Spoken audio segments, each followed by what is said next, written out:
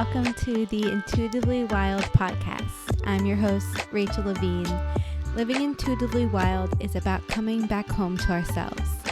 Here, we talk about how to live connected to ourselves, others, and nature, and make a commitment to radical authenticity, vulnerability, and acceptance. On this podcast, we delve into a wide range of topics that span the human experience. We peel back the layers and talk about the things that are often not talked about. This is a space for us all to walk and wander this path of life together. Let's dig into our roots and go deep. Hello, and welcome back to the podcast. And welcome to our episode of the month where we sit down and create a ceremony for ourselves, where we talk about a way to ceremonialize what is happening in the world right now and how you can do that in a really actionable, practical, tangible way for yourself right now. And I am so very excited about what we are talking about, our ceremony for this month, because it's for the Leo new moon on July 24th. And I feel like Leo energy is really the embodiment of summertime, and not just the fiery, confident energy that it has its reputation to be, but also the grounded, heart-led, intuitive sign that it is as well. That's the energy that it also holds, and we'll get into all of that.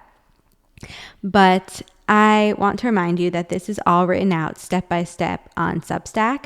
So if you prefer to intake all your information in that way, you can go ahead to the Substack that I will link below and get into the ceremony there. And what I find really helpful is listening to this episode, kind of taking it in, seeing how it feels, seeing what calls to you, what draws you, and then creating your ceremony using the Substack.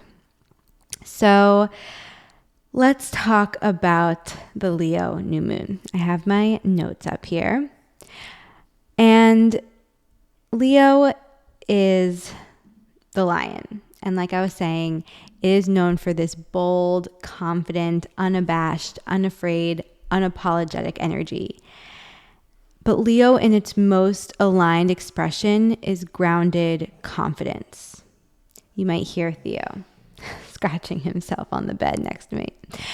Because again, I think Leo can get a reputation for being self-centered or attention-seeking or dramatic, loud, taking up a lot of space. And one, a lot of those things are not bad things. And two, it's that when a Leo is fully aligned, it's grounded confidence. And that I've really been kind of coining that term for myself, because I don't want to just be confident. I want to have a grounded confidence. This is the energy of someone who knows themselves, accepts themselves, and backs themselves. Someone who not only knows their value, but they know their values, and they live in complete alignment with them.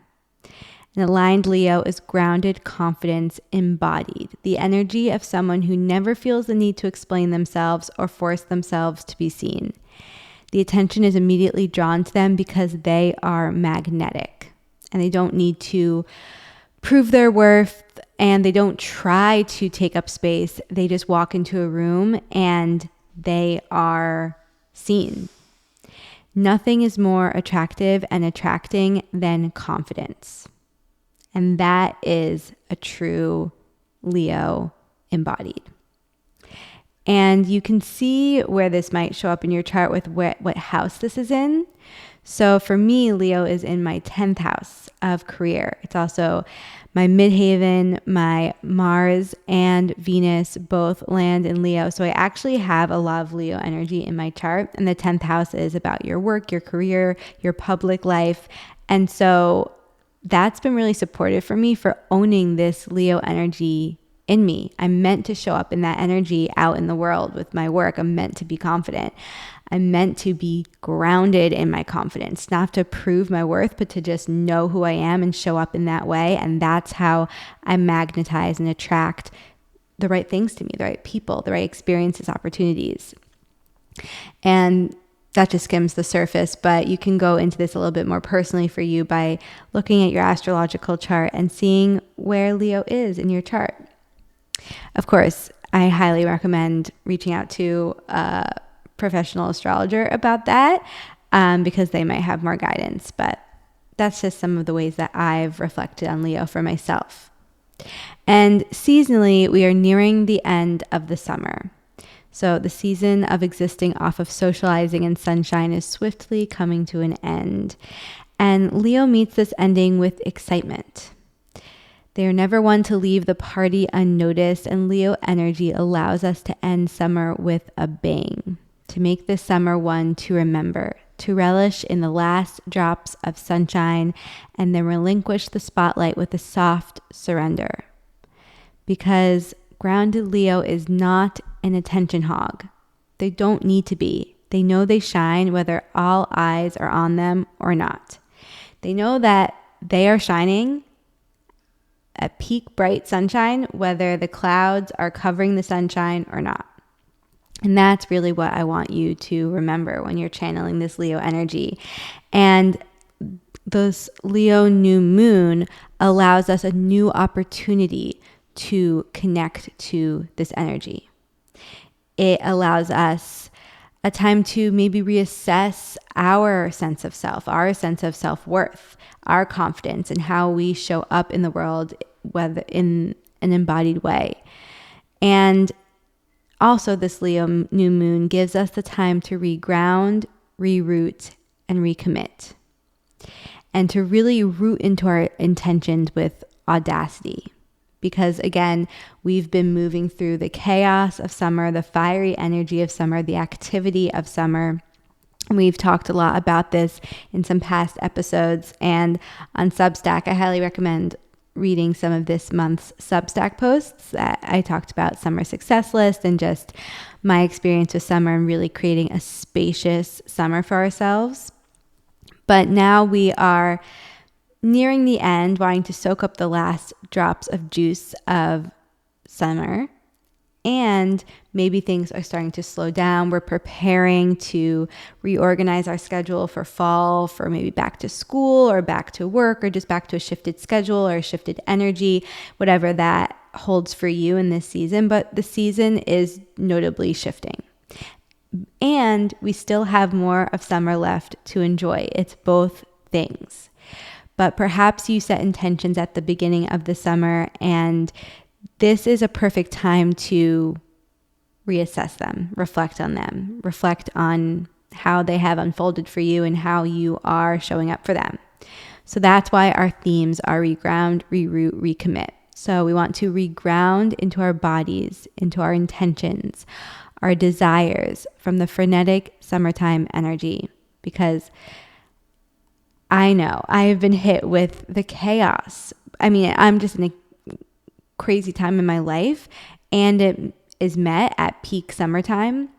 And so whether or not you have a lot going on, you have a lot going on because the world is just alive within us, around us. The world has a heartbeat, and right now it is beating very fast. So this is our time to reground,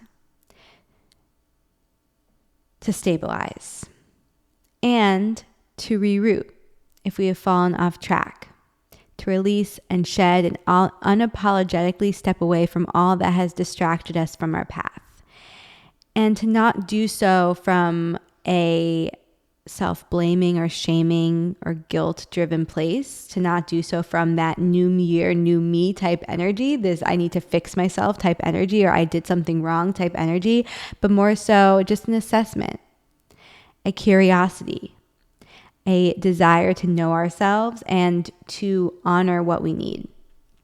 And then to recommit to our intentions as we walk forward with renewed clarity, confidence, and courage. Bolstered by the energy of summertime and the Leo new moon, it is time to come together in ceremony with confidence and courage. And so I'm going to go through this ceremony, how you can set the ceremony up for yourself. But remember that a ceremony is a time it's when you enter a new space and really create the space in your day to be intentional, shift the energy, and go inwards, so then you can walk out into the world changed and more connected and more alive and present. And a ceremony is full of different rituals. So I might share what feels like a lot to you. You don't have to do all of it in a whole ceremony sense. You can also pick and choose what feels good for you and drizzle little rituals into your day. You can adjust things so that they suit you. You can do absolutely nothing, I say, and just use this as inspiration. Really, my hope with this ceremony guide is to inspire you to tap into your intuition and make space in your life for intentionality. Whether that is a whole day devoted to ceremony or whether that is day-to-day rituals that enhance your life. And I really recommend both, especially if you are someone who loves ceremonies. The integration of a ceremony is through our daily rituals.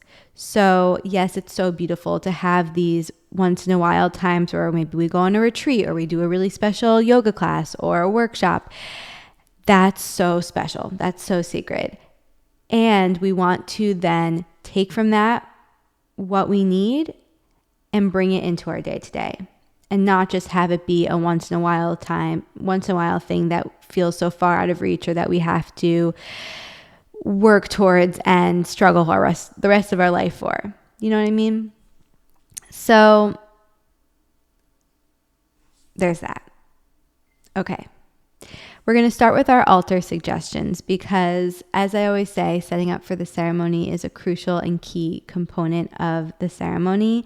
And having an altar that we establish when we're starting our ceremony allows us to set the energy, set the pace, set the stage, and create a foundation for ourselves, create a little container for ourselves of what it's going to be like for our ceremony. And also, you can then keep that altar up. So it's a reminder of the intentions that you set during the ceremony. It's a reminder of what this ceremony revealed to you, how you felt in it.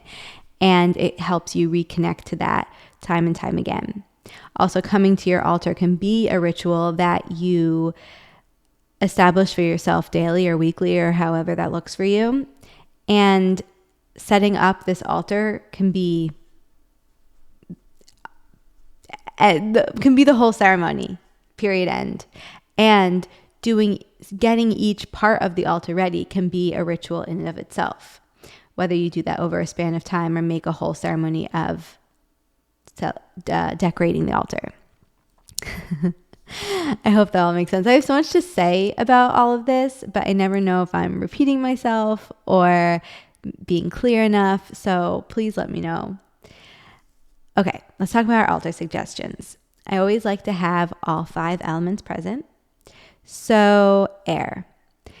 This new moon is connected to throat gates in human design. So just like in astrology, how the sun and all the planets move through different signs, the sun moves through different gates in human design, which actually is connected to astrology. But we won't go into all of that now. But in short, when it's connected to throat gates, this means that our communication is extra powerful and impactful right now.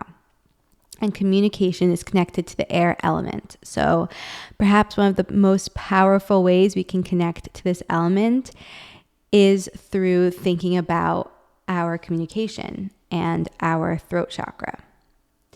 So ask yourself, what is my relationship like to my throat, to my voice, to my ability to communicate? How do I want to strengthen my connection to my throat? And for our altar, we want to journal about this and leave this piece of paper on our altar. Next is fire. So I want to share one of my favorite candle rituals. And for this, I recommend using a new candle or one that feels special to you or one that you can kind of cleanse and stabilize a neutral energy. You don't really want to bring in a candle that might have other energy to it, because you're establishing a relationship with this candle and you're pouring an intention into it. And so you want it to be able to receive that. So based on your intentions, your desires, the energy you are feeling right now, you can carve a symbol into your candle using any tool such as a pen, toothpick, or your fingernail. Perhaps you write out one word that signifies your intention or a symbol that represents that intention to you. You can get as creative or as simple as you would like. And while doing so, you can repeat your intention out loud and feel that energy flowing from your hands into the candle.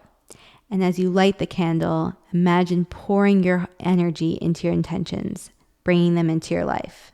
And so every time you light that candle after that, it will diffuse the intention that you set, the word that you put, the image that you drew.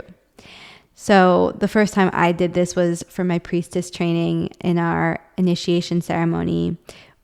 My teacher, Kate, had us write out a word, and we did a whole ritual to get to this word. But for me, the word was power. And so I have this candle with the word power written in a really beautiful symbol. And I light that candle every time I sit in a big ceremony for my priestess training. And it's a reminder of what I declared and devoted myself to for that specific container. So it can be a really powerful ritual to do for yourself. And earth. So while the earth is still abundantly blooming around us, I recommend you go to your local florist and pick out your favorite flowers to place on your altar, or whatever flower you're feeling called to. Really, for the earth element, especially in summer, the options are endless. Just go outside and find something in nature that you feel called to or that means something to you and place it on your altar. Okay, water. As we may still be feeling or recovering from the heat of the summer, I suggest adding an overnight infusion to your altar. So you can do this using the herbal companions that we're going to discuss in a moment, or any herbs you feel called to right now. And how you make this is you just boil water and pour them over your herbs. And while you do so, repeat your intentions out loud or to yourself. And then leave the mixture in your fridge or on your counter overnight and strain in the morning. And then drink. And this ensures a cooling and potent mixture that you can place on your altar and sip with you throughout the ceremony. What I love to do is make this overnight. And one reason that I love to do it overnight is because it just amplifies the potency and the impact that it can have, the medicine that the water holds. And I don't like cold drinks, so I like it room temperature, or hot, even when it's really hot outside. But if it's super, super hot, I'll do room temperature, and I will drink it throughout the day, preparing for my ceremony, during the ceremony, and then I'll leave a little left over on my altar because it also holds the energy of my intentions. Water holds energy and power. So when we leave some of the drink on our altar, we allow the water to continue to hold the power of both our intentions and the power and the magic and the medicine of the herbs that we chose, which is why it can be fun to be really intentional and intuitive with the herbs you're choosing for this mixture. Not only to support you physically and even energetically in that moment, but also to support you energetically throughout this time period. Okay, spirit. So the archetype at this time is that of the mother. And this was primarily true during peak summertime, summer solstice, but really is true until the end of this summer season. And so it can be really nourishing and healing to connect to this energy in whatever way feels supportive and meaningful for you. So what does mother mean to you?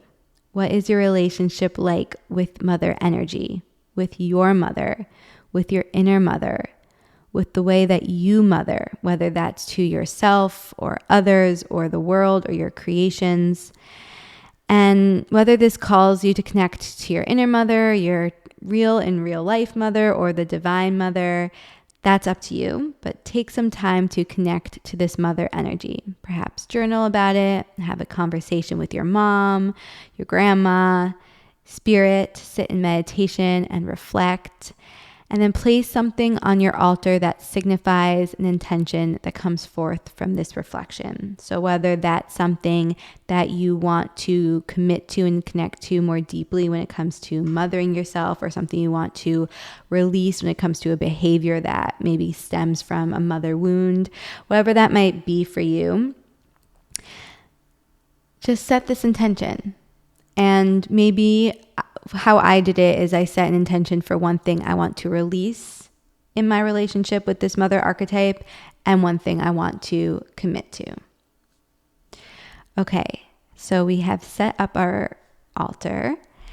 And one reason I always put the altar suggestions first is because each element of the altar, it can be its own ritual for you to do it anytime. And B, sometimes you need to get materials and supplies in order to prepare. So I want you to have that preparation, be aware of what preparation might be needed.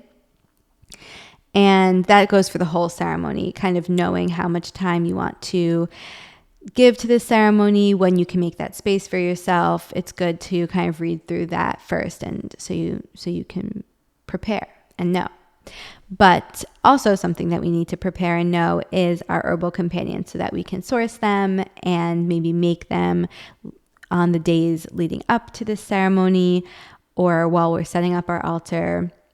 You can drink this mixture as often as you want. You can also, so like I said, you can drink it because I love to take herbs most in herbal infusions, but you can also find these herbs infused in body oils, in salves, and tinctures. You can put them on your altar. You don't have to put them on your body. So finding whatever form serves you. And again, you don't even have to use any of these, but you also don't have to use all of them. But this is the mixture that I am really connecting with right now, that I feel is really powerful for this ceremony. So we have 4 herbs. The first is California poppy. And this herb helps calm your nervous system. It will support you in your times of deep rest and nourishment and pull you deeper into yourself. And then we have nettle. And this herb promotes fierce boundaries. It will give you the push you need to take action and the confidence to stay rooted in your decisions and who you are. It pushes you outside of your comfort zone to do what you need to do, what is meant for you. And at the same time, it provides a sense of comfort, nourishment, and support. Then we have cleavers, and this herb strengthens resilience inside and out. It both supports your immune system and your emotional capacity. It helps get you moving in a soothing, calm, cooling way. And then vervain. So this herb helps you both feel and manage anger when it arises. It's a magical plant that supports creativity and helps transform ideas into reality. It is a nervine, so it stimulates the vagus nerve, soothing anxiety and calming any internal balances. And overall, this blend helps you ground in the confidence required to take action on your desires while letting go of the need to be supported and loved by everyone. It helps you embrace all the phases that you go through, the times when you're filled with energy and want to be out in the world, and the times when you need to retreat and go inwards. It will spark your joy and soothe your anger. It will allow you to embrace your cycles and deeply trust who you are. And if you want help sourcing or creating this blend, please don't hesitate to reach out. Or if you want one customized just for you, or want some guidance and support on how to navigate kind of connecting to the herbs that might be helpful for you, or connecting to your intuition around that, I would so love to do that with you. I actually, through my own ceremony process, came to the conclusion that my herb for the season is St. John's wort. So While I am utilizing this blend for this ceremony and beyond, I also, no matter what infusion or blend I am working with right now or having that day, I am having St. John's wort every single day for this summer season. It's been very helpful for me. I also got a St. John's wort oil to put on my body to connect to the plant's magic in that way as well. So that's just some inspiration for you if you're looking for different ways to work with herbs. Okay, yoga therapy tools. So if you are doing this ceremony step by step, I love to make my herbal blend, drink it while I'm then setting up my altar, and then doing my yoga therapy tools. And if the weather permits, I recommend doing this outside to really soak in that summertime energy and sunshine. And our first one is heart openers. So Leo energy is also connected to the heart center, and backbends of all kinds support us in opening up our hearts. And here I suggest a supported bridge pose, because this is a more gentle heart opener that can be done on your back with a block or bolster underneath you. And you can look up online many different variations. I don't want to go into any right now because everyone's body is so different. And if you don't have that intuitive knowing or the knowledge to know what kind of heart opener or back bend you might want to do right now, A, reach out to me. We can definitely talk through it. Or B, you can look it up online. There are so many different options. And I chose something supportive and gentle because this Leo energy can be intense, and new moons are, they ask us to soften. They ask us to go inwards. They're that darker phase of the moon. And so we want to really allow ourselves to soften in this posture and release any tension and relax into the support beneath us, relax into the earth, feel supported and held by Mother Nature, by that mother energy. And you can stay for as long as feels good. And then when you're ready, slowly coming out of the heart opener, and we're going to move into a twist. So if you have a block underneath you, you'll remove the block and come into a side twist on your back. Again, I recommend something gentle, something that feels really good in your body, and you can look up so many different options. And twists, I have been taught, and what feels really good in my body is to always do a twist after a back bend, because it neutralizes your spine after the back bend and helps twist out any blocks in your system, physically, energetically, emotionally. And then our last yoga therapy tool, and you can do this one in any order, in the beginning or after the more active postures, but we are going to do lion's breath. So lion's breath might look funny, but it is very effective. I find myself doing it most mornings. But you want to come to a sitting position and open your eyes and mouth wide, sticking out your tongue while making an ah noise. I'm not going to do it for this video, although like I talked about in my reflections and intention setting video, we are just showing up raw and vulnerable and not caring what we look like. But I'm not going to do it right now. You can look up videos online, but it really releases any tension, any heat, any pent-up energy, and brings you back to your center. It also stretches out the muscles in your face, your eyes, your mouth. That's why it's really good to do in the morning. It really wakes you up and wakes up the circulation in your face as well. Okay, so now that we've moved our bodies a bit and grounded our energy, we're going to come to our reflections. So you want to grab your journal, your pen, maybe your phone, and write some record some voice notes. But pen to paper is really my recommendation. There's nothing, you can't beat it. There's just something about that connection from hand to mind to body to spirit.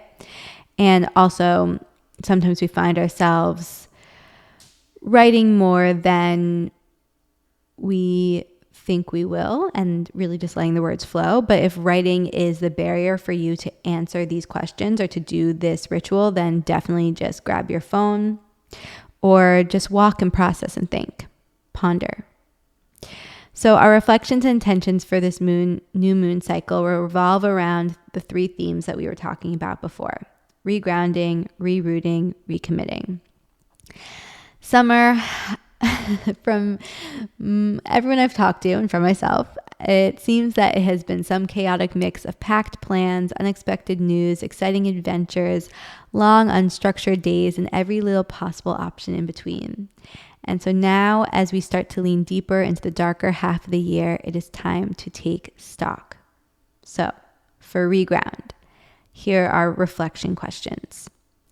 What are the intentions and desires you connected to at the beginning of the summer season or the beginning of the year? How do you want to feel for the rest of the summer? How do you want to enter the next cycle of your life?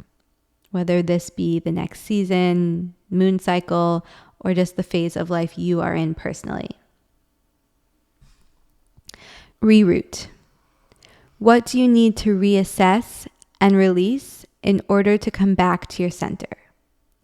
Is there more that needs to be processed in order to do so? How can you support yourself as you sift and sort through it all? Shed the old skin, soften into presence. And then the recommit is going to take us into our intentions. So, really give yourself time to process and reflect. And then when you're ready, as this end of summer draws near, what practices and rituals can we commit to in order to keep our promises to ourselves? How can we slow down and stay present with the magic of this season? How can you create space for yourself in the next season of your life to come back to your commitments and recommit every day? From all of that, try to get to one clear, concise sentence you can repeat to yourself as often as possible. And then decide what is one intentional action you can devote yourself to in order to continue to integrate and embody all that this ceremony has revealed to you. And for some people, it might be helpful to really structure that commitment, to put it in your calendar, to tell a friend, or to say to yourself, I'm going to do this every day until this time, or just be honest with yourself, and know how you need to hold yourself accountable. And choose something that you can hold yourself accountable to. Don't set yourself up to fail or to be frustrated. Don't set yourself up for something that you're not actually excited about doing or you're not ready to do. It's okay if there's something that you want to do that you're not ready to do. Choose something different that you're actually going to do, or choose little action steps that will lead up to the bigger step that you want to take. And closing the ceremony is just as important as opening. So really take time to express gratitude to yourself for showing up and making this space for yourself. I always end with my eyes closed, a hand on my heart, and just repeating, thank you, thank you, thank you. And then I close the ceremony thanking all the elements. I've talked about my practice with that before, but you can come up with any sort of ritual that feels good for you for closing. It doesn't have to be anything big. You can even just bow your head, press your feet to the earth, and move on with your day. But the most important piece, like we were talking about in the beginning, is the integration and working this into your day to day so that you are embodying the changes that you want to make and so that you're being really intentional with how these ceremonies are impacting your life. Okay, that is our ceremony for the new moon in Leo.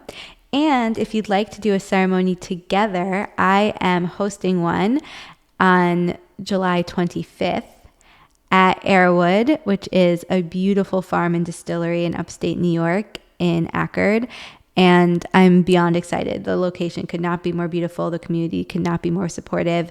So if you want any more information on that, the link to buy tickets is below, or you can reach out to me directly and I would love to talk to you about it. There's nothing I love more than sitting in ceremony and holding space for people and coming together in community. It just continues to be affirmed that that's my thing. We're feeling good about it. Okay, I will leave you all here. And if you have any reflections or intentions that you want to share with me, I would be so honored to hear them. So please don't hesitate to reach out. And I will see you all next time for more magic. Thank you so much for joining me on this episode of Intuitively Wild, the podcast. I hope it helped deepen your connection to yourself, sparked some insights, and inspired you to live intuitively wild. If you enjoyed this podcast, it would mean so much to me if you would share it with others and leave a rating and review. And please reach out to me. I would love to connect with you. I will see you next time for more magic.